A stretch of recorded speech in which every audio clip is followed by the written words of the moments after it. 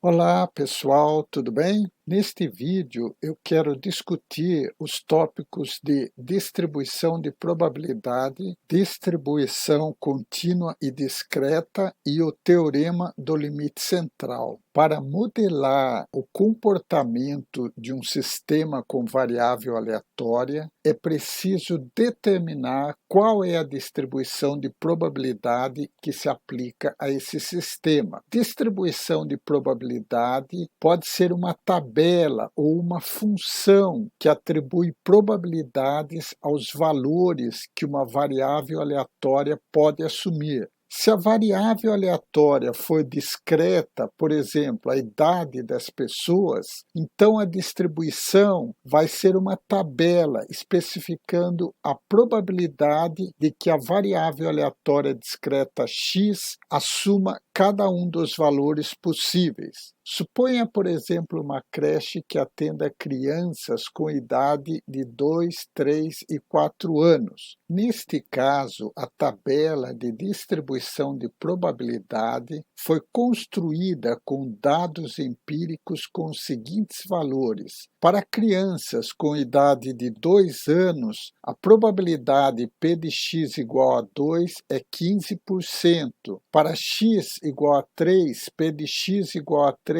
é 60%. Para x igual a 4, P de x igual a 4 é 25%. Note que a soma de todas as probabilidades deve ser 1. P de x para a variável discreta é a função massa de probabilidade. Se a variável for contínua, por exemplo, a altura das pessoas, então a distribuição de probabilidade é uma função f de x especificando a probabilidade de que a variável aleatória contínua x assuma um valor em cada um dos intervalos possíveis. Nesse caso, a probabilidade de x maior ou igual a menor ou igual a b é a função densidade de probabilidade de x e é calculada pela integral no intervalo AB de f de x. No caso de distribuições contínuas, ou seja, quando as variáveis aleatórias são contínuas, muitos autores preferem modelar o comportamento de um sistema através da função de distribuição acumulada, que representa a probabilidade de a variável x assumir um valor menor ou igual a um determinado valor a. Essa função é calculada através da integral de menos infinito até a de f de x, sendo f de x a função densidade de probabilidade, como essa curva normal em vermelho. Fazendo a integral dessa normal, ou seja, calculando a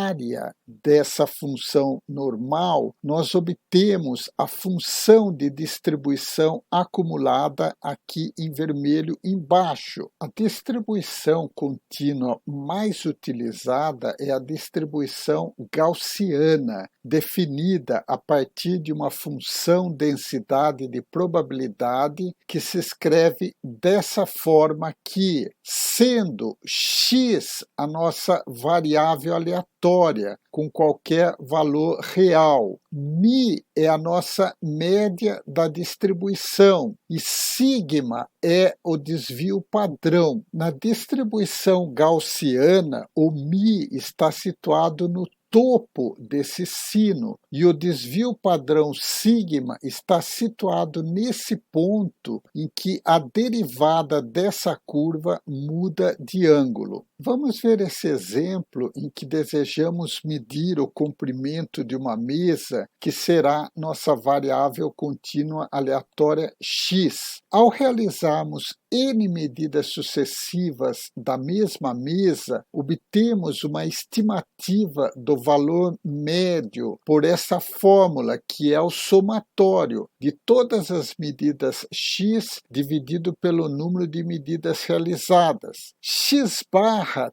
tende ao valor de μ à medida que n tende ao infinito. A relação entre x barra e μ é μ igual a x barra mais ou menos k sigma, sendo k uma constante, ou seja, o desvio padrão sigma nos dá uma boa aproximação do erro cometido na estimação da média. Usamos uma distribuição discreta quando a variável aleatória é discreta, sendo a distribuição de Poisson definida a partir de uma função massa de probabilidade que se escreve dessa forma aqui, sendo o lambda a média. A distribuição de Poisson determina o comportamento de uma variável aleatória discreta, atribuindo probabilidades a todos os possíveis valores, como ilustram essas curvas. A distribuição de Poisson poderia ser usada para modelar a demanda de um call center, por exemplo, que recebe em média 180 chamadas por hora, 24 horas por dia. As chamadas são independentes, ou seja, uma chamada não altera a probabilidade de quando a próxima chamada ocorrerá. O número de chamadas recebidas durante qualquer minuto segue uma distribuição de probabilidade de Poisson, sendo as quantidades mais prováveis 2 e 3, mas 1 e 4 são também prováveis. Há uma pequena probabilidade de chegar zero chamada e uma probabilidade muito pequena de chegarem 10 chamadas. Vamos ver um exemplo numérico em que x representa o número de downloads por hora num servidor cuja média lambda é de 3,5 downloads por hora. Substituindo o valor de lambda na exponencial, fazendo as contas, nós temos que a probabilidade de ter apenas 2 downloads por hora nesse servidor é de 18,5%. Muitos fenômenos da natureza apresentam um comportamento modelado por distribuições gaussianas, o que nos leva a concluir que talvez a distribuição gaussiana seja a norma da natureza, mas o teorema do limite central nos oferece uma explicação surpreendente. O teorema do limite central estabelece que, se tivermos algumas variáveis aleatórias com qualquer distribuição, a composição dessas variáveis aleatórias resulta num sistema cujo comportamento pode ser modelado por uma distribuição gaussiana. Esse resultado surpreendente pode ser expresso da seguinte forma: em um grande número de eventos aleatórios independentes x1, x2, x3, xn, com uma distribuição qualquer com o mesmo valor esperado μ e desvio padrão sigma, o conjunto de suas contribuições se aproxima da distribuição normal, com média μ e variância sigma ao quadrado. Por exemplo, suponha que num sistema conseguimos observar a variável aleatória x soma, que sabemos ser a soma de x1 mais x2. x1 e x2 têm distribuição exponencial. A distribuição de x-soma tende a normal quando n tende ao infinito. Um exemplo prático da aplicação do teorema do limite central é o lançamento de dados. Nesse primeiro experimento, vemos a distribuição de probabilidade das 6 faces do dados. O resultado é uma distribuição uniforme, em que a probabilidade de sair qualquer uma das faces é de 1/6. Vamos ver agora o que acontece quando combinamos o lançamento de dois dados e fazemos a soma dos valores resultantes. Aqui nós temos o primeiro dado e na vertical o segundo dado representado. Se lançarmos o primeiro dado e sair o valor 1 e o segundo dado sair o valor 2, nós temos o valor final 3.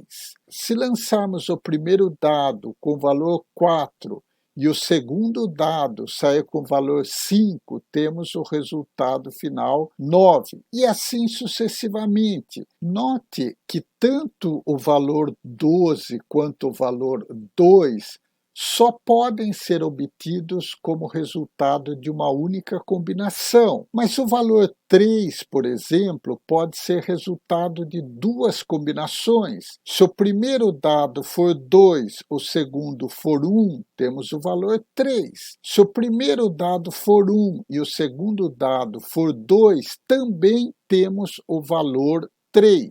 A soma que contém o maior número de combinações possíveis é o 7, com 6 maneiras diferentes de se obter essa soma. Vamos colocar todos esses valores num histograma. O resultado obtido é surpreendente. Agora a distribuição já começa a se aproximar de uma distribuição de Poisson ou gaussiana. Outro exemplo de aplicação prática do teorema do limite central é o passeio aleatório, composto por uma sucessão de passos aleatórios representados por uma variável aleatória xi que pode assumir aleatoriamente os valores mais ou menos s de step em inglês, que significa passo. Exemplos de passeio aleatório em uma dimensão é a metáfora do bêbado tentando ficar em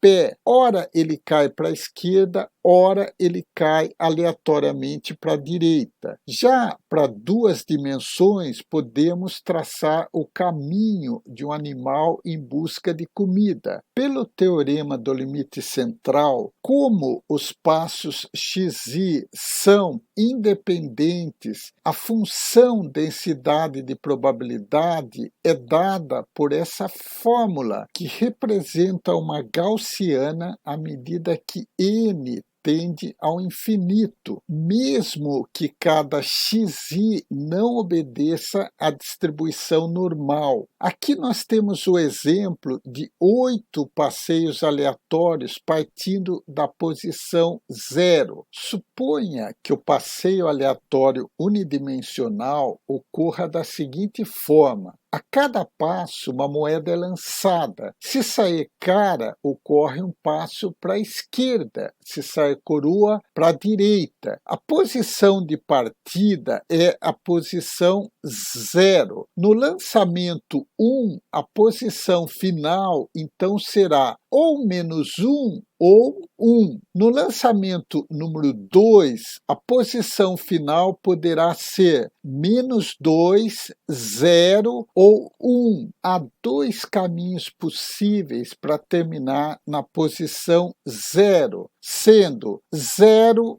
1, 0 novamente, ou então 0, -1, 0 novamente. No lançamento 5, a posição final poderá ser -5, -3, -1, 1, 3 ou 5, sendo que há 5 caminhos possíveis para terminar na posição -3 e 10 caminhos para terminar na posição -1. Vamos colocar esses valores numa distribuição de probabilidade. Olhe que a distribuição de probabilidade já começa a se aproximar de uma distribuição de Poisson ou gaussiana. O teorema do limite central indica que, na medida em que o número de passos k do passeio aleatório aumenta, a distribuição de probabilidade das posições possíveis tende a uma distribuição normal, embora cada passo seja regido por uma distribuição uniforme de 50% para a cara e 50% para a coroa.